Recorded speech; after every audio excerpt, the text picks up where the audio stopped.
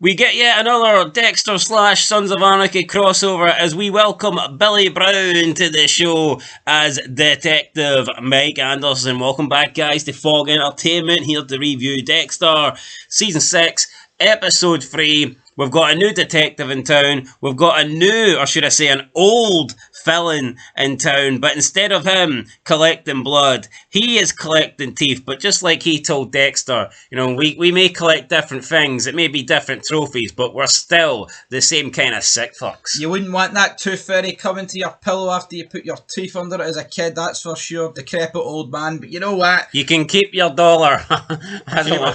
You ain't getting my teeth. I like this episode. I like this killer. I mean, Walter Kenny in his 70s, but you know what? Still going strong, despite him describing his toilet routine. It might not be strong, but his killing game is still strong. He got another victim here in this episode. Tell you what, if he was 20 years younger, he could have had a season based on him. He could have. I mean, let's be honest. The Trinity Killer looked like he was pushing. Aye, near enough. 60. 60 odds, easy. I would say so. I mean, well, yeah, the actor's 78, isn't he? So. Aye. Well, that's the thing, folks. I mean, you get people that are good age, that are good for their age, and you get people that aren't at the end of the day. And I'm not saying this guy didn't look good for his age. I mean, obviously he's playing it up a bit. By God, what is going on? Well, Ronnie Cox, what age is he? He was born in 1948, so that would have put him 62 in 2000. Dexter in season 6, yeah, that's about right. He'd have been pushing about. RoboCop. You know, he would have been pushing. He would have been about 69 when this was filmed. That looks like him from Beverly Hill Cop, doesn't it? Aye. Anyway, point is, he would have been about 69. So I guess the age of Walter Kennedy, or Walter Kenny being 70, sounds about right. So we start the episode. We've got Dexter playing with Harry. We'll see a lot of that in season 6. I'm not saying that Dexter's never played with his son before, but we seem to be starting episodes and ending episodes with Dexter and Harrison. I think he's at the age though where he can't really be left alone. When he was a baby, they just sit there, they just lie there. But Harrison, at this age, he's wanting a bit. Constant attention, I guess. Jamie is in this episode, but pretty much just at the beginning of it, then doesn't really appear again. She got a decent introduction, I think, in the opening episode, but in the last episode, she's just kind of been there in the background. She's there to plug a gap into it when Dexter goes out and kills people. Silent nanny. So they get a call, and we find this. We find this victim, and it's, I guess, the new victim of the Tooth Fairy. It's a prostitute. One of her teeth is chipped, and that's what's get Dexter basically on the case. And apparently, he used to study the Tooth Fairy killer when he was younger. He collected like newspaper clippings. He had like a diary based on this guy. So Dexter was fascinated with this guy, and the opportunity to maybe finally get his hands on him. You know, it's like a dream come true. No, it is a dream come true for Dexter. Did we see an original sin? I actually think I remember seeing the Tooth Fairy on some form of newspaper clipping, but either way, it's a good. I thought it was a very good episode, and I like the fact that they didn't. I like the fact Dexter's the only one that knew about it. It tied in nicely. Although he wonders, you know, how can the Tooth Fairy really still be kicking around when he's probably going to be about 70 years old. So he stops by the Coral Island retirement village, and he gives another one of these fake aliases where he pretends that he's going to bring his dad down here. My name's Dan. Yeah, he manages to get on the receptionist's computer, and he sees one possibility. It could be, well, there was 3 people from Oregon, and one of them was in a wheelchair, another one was a woman. So the person that's not is Walter Kenny. He's a 5-year resident at the home, and Dexter locks in thinking that this could be the Tooth Fairy. So we see Dexter get close to this guy, plays golf. Walter Kenny's back goes, decides that he can no longer finish the 9 holes. I guess he's not as good a golf partner as Miguel was. Absolutely right. Miguel could go 9 holes. 14 of tomorrow, Dex. Miguel.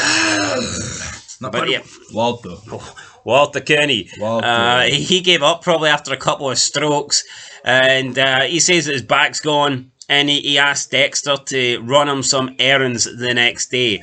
We see Masuka and Ryan getting a little bit closer She's interested in the ice truck killer, and she gets her hands on Monique's prosthetic hand, and she says that she was fascinated with this when she was younger and used to do her nails. Later on, Masuka asks her for a date. He says it doesn't have to be a date, we can just go out, and she says, no, I want it to be a date, and Masuka's like, yeah. So he's... And she steals the hand. And later on, she steals the hand from the evidence room. So yeah, not good there.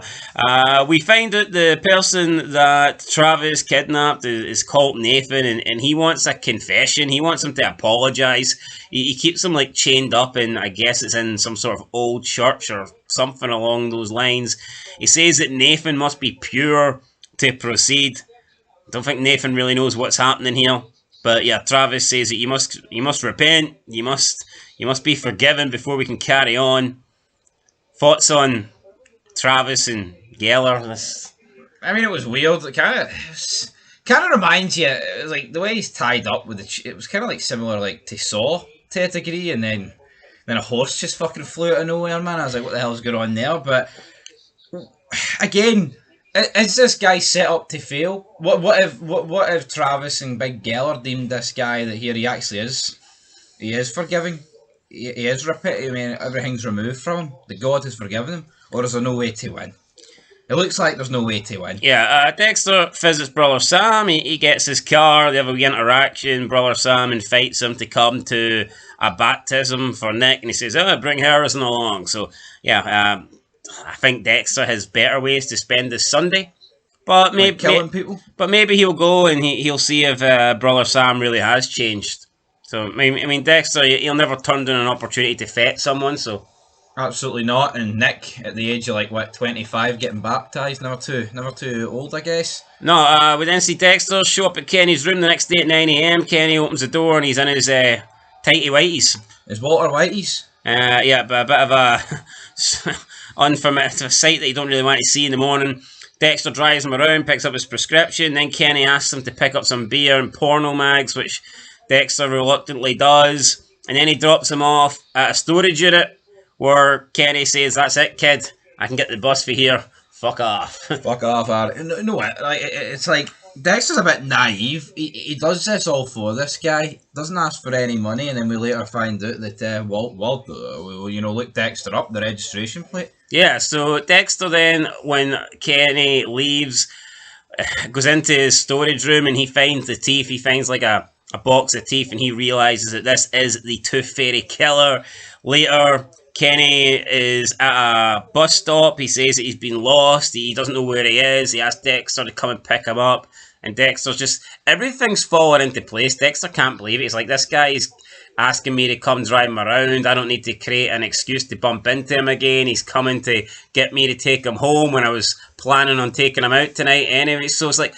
everything seems to be falling in place for Dexter until he picks up Kenny. And then Walter Kenny pulls out a gun, aims at Dexter's head, and is like, "You're fucking Miami Metro." So, I mean, obviously Walter Kenny, he says that I haven't taken a good shit in 10 years, but that doesn't mean I'm stupid. Anyway, he's not, because most people don't catch on to Dexter, but I guess because this guy's a killer, he has.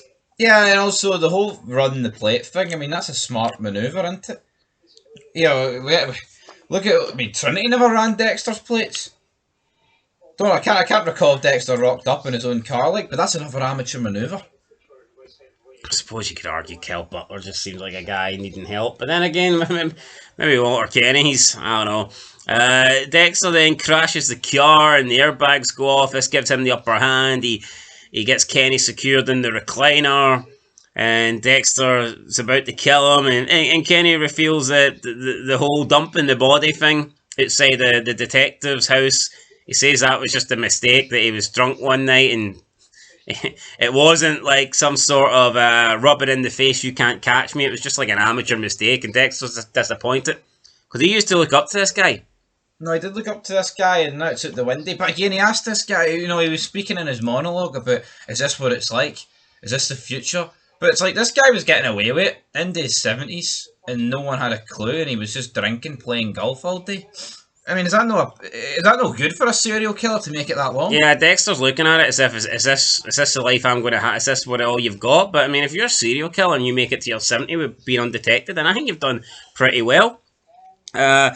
Dexter then, he says to Dexter, you're just a sick fuck like me. Dexter collects blood, this guy collects teeth, but it's the same thing. They both collect trophies. Kenny doesn't seem to care. He's like, well, my son's finally going to know who I am. He's gonna have to, stand up and take notice of me for once.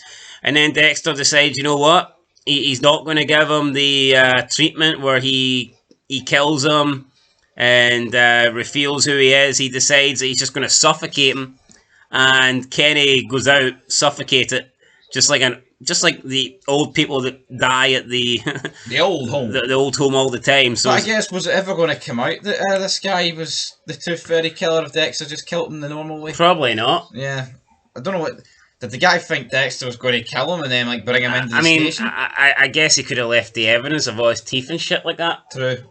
But Dexter then instead of dumping the body, he just dumps the teeth into the sea and gets rid of that. We see Debra looking for a new detective. Maria's trying to insert herself and tell her you should appoint this person because they're best for the job, and they've got like a father that's like high up in law, and that could be beneficial. Debra doesn't want this person though. She selects her own detective, none other than Mike Anderson, played by Billy Brown. From Chicago. He comes in, basically downplays Debra when she says she's a lieutenant. He says, I'm tired, I've had a 3-hour flight, don't give me these stupid games. And then she puts him in his place, says, look, this is strange for me as well, but I am the fucking lieutenant. He apologises, and I guess they have the little meeting.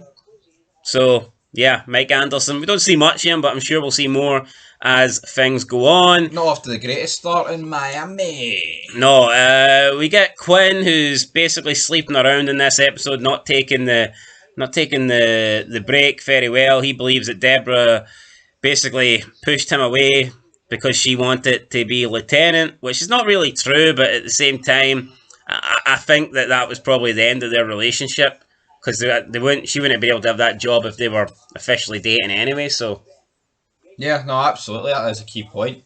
Unless they were married, that was the rule, wasn't it?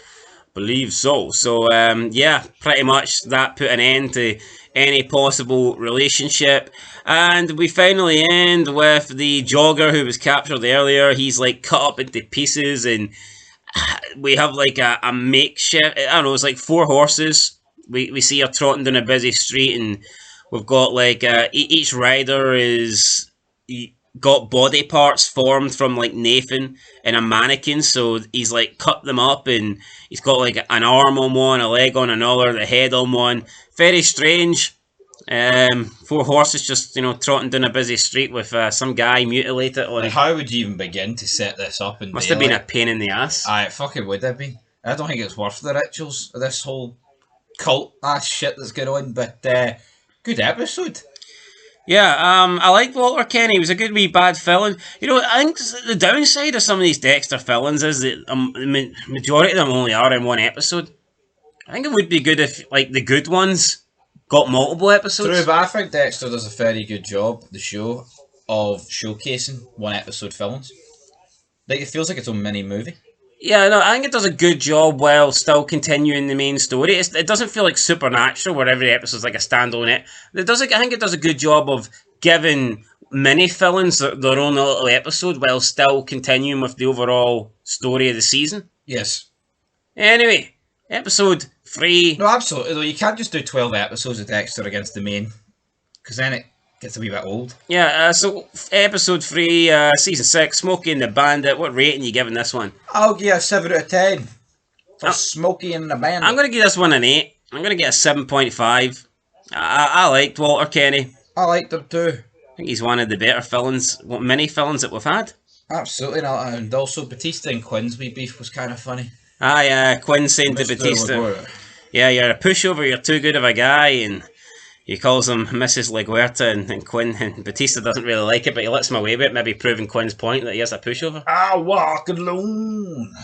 So it looks like those two are going to be teaming up in the future. Looking forward to it. So that's Quinn's new partner. How will he get on with Mrs. LaGuerta? We'll find it next time. We're giving it a 7.5, guys. Let us know your thoughts down below. We'll catch you in the next one. Until then, peace.